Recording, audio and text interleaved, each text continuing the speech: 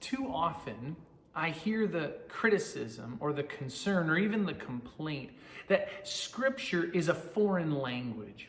That the reason you or others have a difficulty reading Scripture is that it seems so distant from you, that you can't find your voice in Scripture. If you're that person or if you know that person, I'd encourage you, start with the Psalms. Perhaps even start with Psalm 1 and reread Psalm 1 over and over and over again. Start reading it just for a week, and then the next week move to Psalm 2. I want to share with you some words from one of my favorite theologians, Walter Brueggemann. Hear what he has to say about praying the Psalms.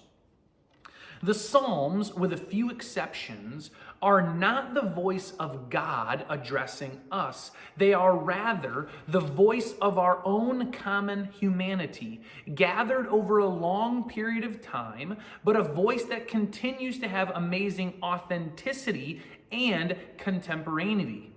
It speaks about life the way it really is, for in those deeply human dimensions, the same issues and possibilities persist.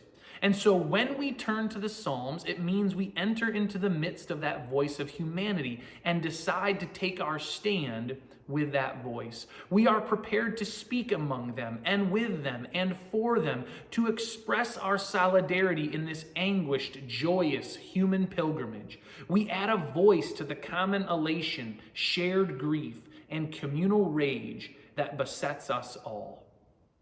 So if you find that you can't find your voice in Scripture, start with the Psalms.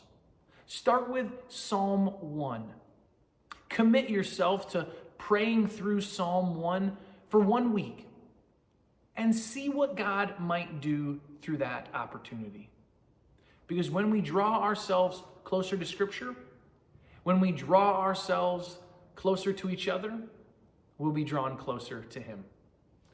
Grace and peace, and we hope to see you on Sunday.